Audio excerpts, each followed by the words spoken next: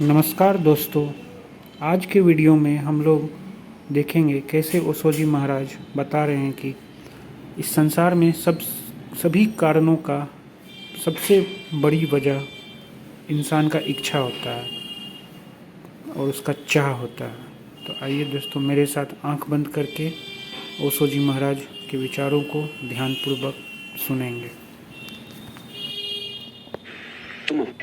जब मैं तुम्हें समझाता हूं कि मिट जाओ, समाप्त हो जाओ ताकि प्रभु हो सके, तुम अपने को पहुंच डालो, जगह खाली करो ताकि वह उतर सके, तो एक प्रबल आकांक्षा उठती है मिट जाने की, और उसी आकांक्षा में भूल हो जाती है। जब मैं कहता हूं मिट जाओ, तो मैं यही कह रहा हूं कि अब तुम और आकांक्षा ना करो, क्योंकि आकांक्षा रहेगी तो तुम बने रहोगे। तुम आकांक्षा के सहारे ही तो बने हो, कभी धन की आकांक्षा, कभी पद की आकांक्षा। आकांक्षा ही तो सघन होकर अहंकार बन जाती है, आकांक्षा ही तो अहंकार है। तो जब तक तुम आकांक्षा से भरे हो तुम हो, जब तुम निस्आकांक्षा से भरोगे कोई आकांक्षा ना रही। ध्यान रखना, आकांक्षा से मुक्त हो जाने की आकांक्षा भी जब ना रही, लेकिन तुम मुझे सुनते हो और बात कुछ की कुछ हो जाती। मैं तुमसे कहता हूं कि मिट जाओ, मैं कहता हूं आकांक्षा छोड़ो, तुम कहते हो चलो ठीक, हम यही आकांक्षा करेंगे, मिट जाने की आकांक्षा करेंगे। तो तुम पूछते हो हे प्रभु कैसे मिट जाए, अब मिटाओ। अभी तक कहते थे कैसे जिए, कैसे और हो जीवन, और अब कहते हो कैसे मिटे, कैसे समाप्त हो। मगर बात तो वही की वही रही, कुछ फर्क ना हुआ। तुम धन चाहते थे, अब तुम धर्म चाहने लगे। तुम पद चाहते थे, अब तुम परमात्मा चाहने लगे। तुम सुख चाहते थे, अब तुम स्वर्ग चाहने लगे। अब तक तुम वासनाओं के पीछे दौड़ रहे थे, अब तुमने एक नई वासना पैदा कर ली, निर्वासना होने की। चूक गए, बात फिर गलत हो गई। मैंने तुमसे ये नहीं कहा कि तुम मर जाने की आकांक्षा करो, मैंने तुमसे इतना ही कहा है कि अब तुम आकांक्षा ना करो तो तुम मर जाओगे। ये जो मर जाना है ये परिणाम है, कॉन्सिक्वेंस है। तुम इसे चाह नहीं सकते, ये तुम्हारी चाहत का फैलाव नहीं हो सकता। अगर तुमने इसको भी चाह बना लिया, फिर चाह बच रही, चाहे नए पंख पा गई, चाहे नए घोड़े पर सवार हो गई।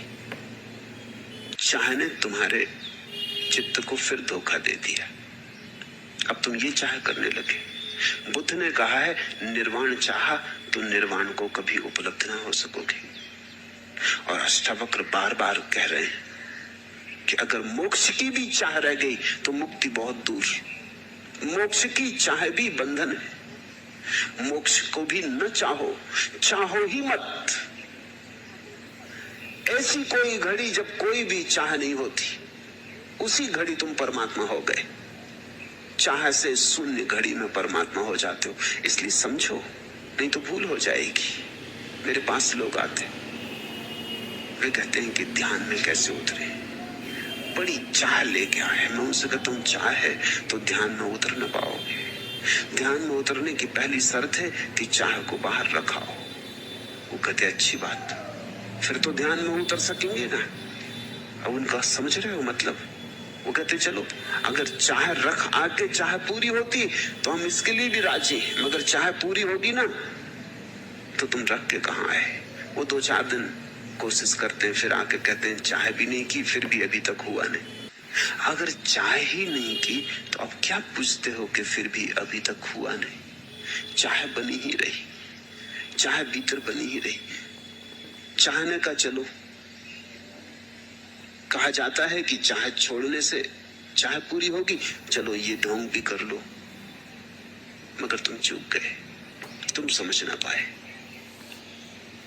इसलिए तो निरंतर ये बात कही गई है, सारे शास्त्र कहते हैं कि जो कहा जाता है वही सुना नहीं जाता, जो सद्गुरु समझाते हैं वही तुम सुन पाते हो। ऐसा पक्का नहीं तुम कुछ का कुछ सुनते हो, तुम कुछ का कुछ कर लेते हो। लिया, जीवन में कुछ पाया नहीं, अब तुम कहते हो कैसे मिट जाए, मगर पाने की धारणा अभी भी बनी। अक्सर ऐसा होता है कि कोई व्यक्ति ध्यान करता है, अचानक एक दिन किरण उतरती, रोआ रोआ रस से भर जाती, अभिभूत हो जाता, बस उसी दिन से मुश्किल हो जाती। फिर वो रोज चाह करने लगता है कि ऐसा अब फिर हो, ऐसा अब फिर हो।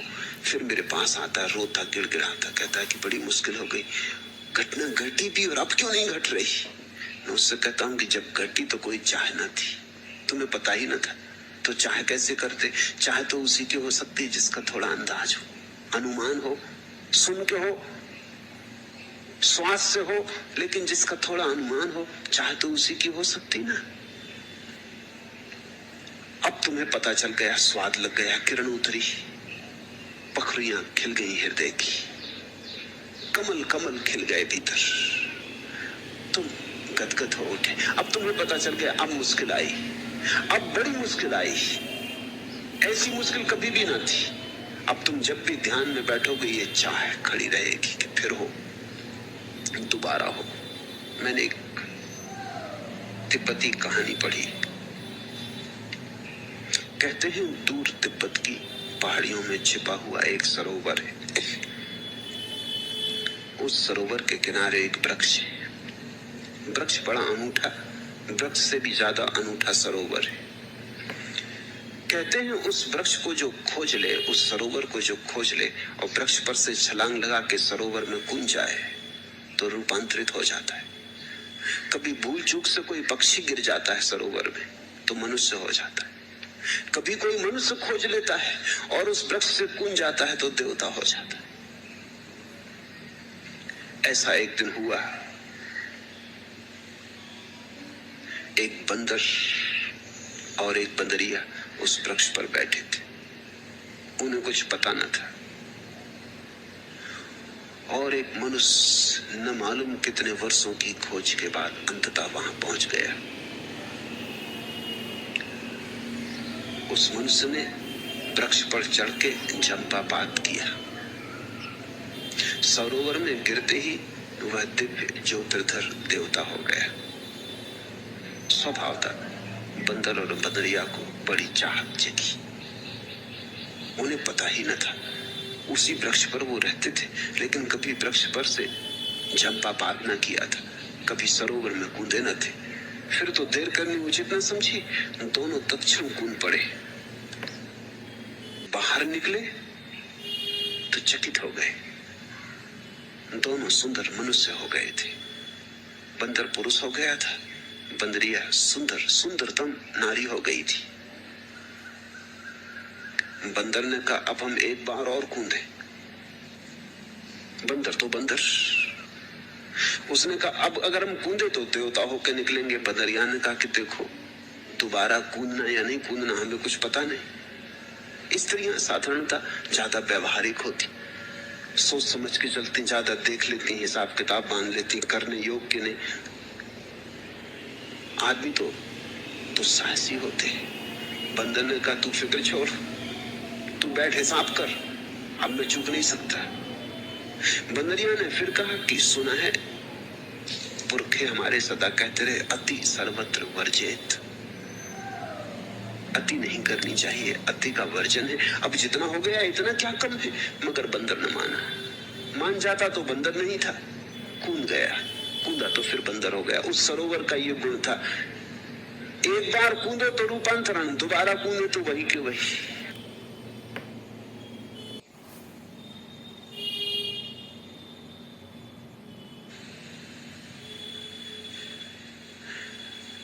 बंदरिया तो रानी हो गई, एक राजा के मन भाग गई। बंदर पकड़ा गया एक मदारी के हाथों में।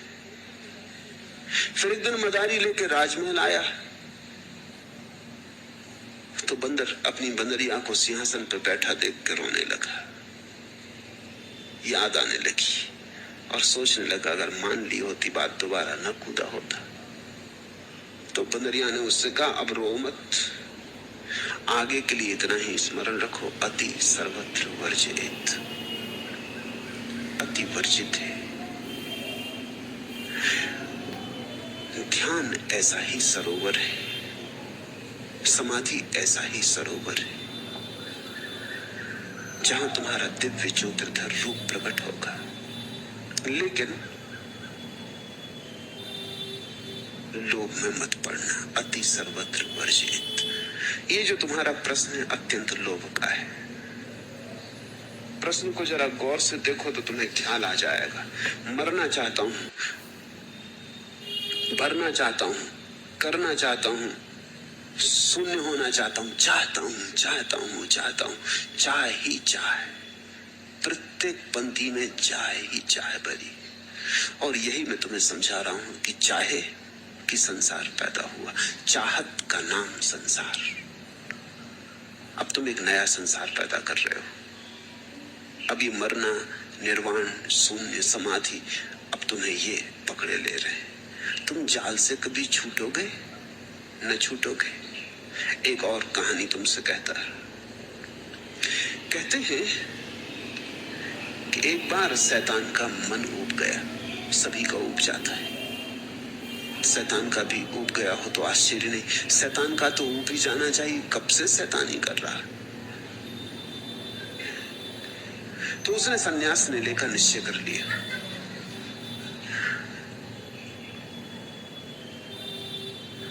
तब उसने अपने गुलामों को बेचना शुरू कर दिया। बुराई, झूठ, ईर्ष्या, निरुत्साह, दर्प, हिंसा, परिग्रह आदि आदि सब पे तख्तियां लगा दी। खरीदार तो सदा से मौजूद है। शैतान की दुकान पर कब ऐसा हुआ कि भीड़ न रही हो। परमात्मा के मंदिर खाली पड़े रहते, शैतान की दुकान पर तो सदा भीड़ होती, भारी भीड़ होती, जमघट होता, क्यों लगे रहते। और जब ये लोगों को पता चला कि शैतान अपने विश्वस्त गुलामों को भी बेच रहा है तो सभी पहुंच गए। राजनेता पहुंचे, धनपति पहुंचे, सभी तरह के उपद्रवी पहुंच गए, क्योंकि शैतान के सुशिक्षित सेवक मिल जाएं तो फिर क्या, फिर तो दुनिया फतेह। एक के बाद एक गुलाम बिकने लगे। शैतान के भक्त आते गए और अपनी अपनी पहचान, अपनी अपनी पसंद का गुलाम खरीदते गए। पर एक बहुत ही भोंडी और कुरूप औरत खड़ी थी जिसे कोई पहचान ही नहीं पा रहा था कि ये कौन है। और कठिनाई और भी थी कि उसके गले में जो तख्ती लगी थी सबसे ज्यादा कीमत की थी।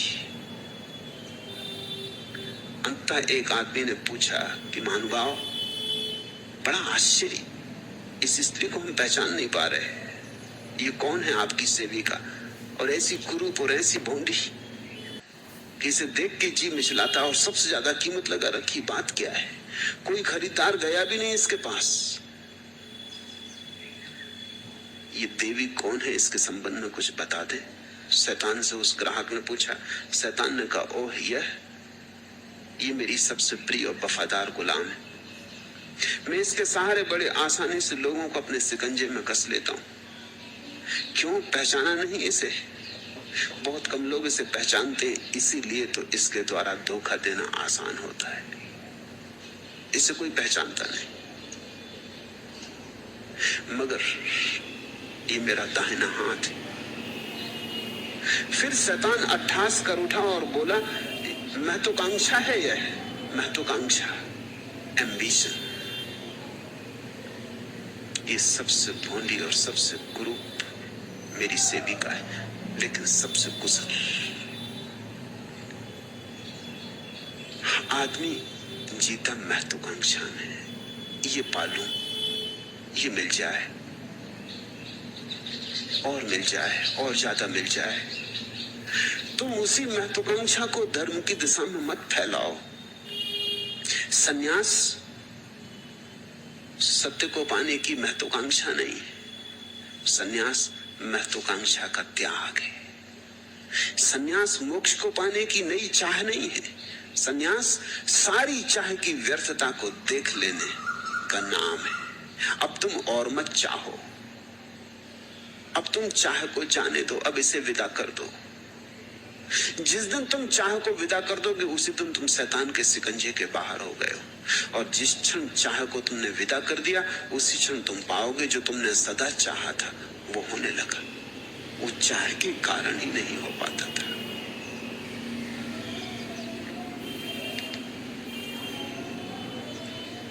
नहीं, ऐसी आकांक्षा न करो।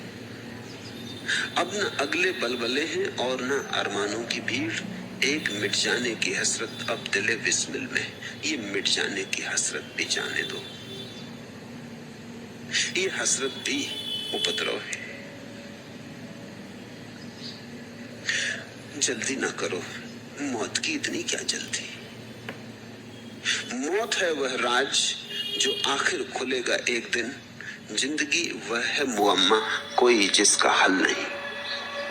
मौत तो एक दिन खुली जाएगी, एक दिन हो ही जाएगी। उसकी क्या जल्दी में पड़े हो? मरने की भी क्या चाहत? जिंदगी को समझ लो। जिंदगी को समझ लिया, जिंदगी खुल गई। और जहां जिंदगी खुल गई वहां मौत खुल गई। क्योंकि मौत कुछ भी नहीं, जिंदगी का अंतिम शिखर है।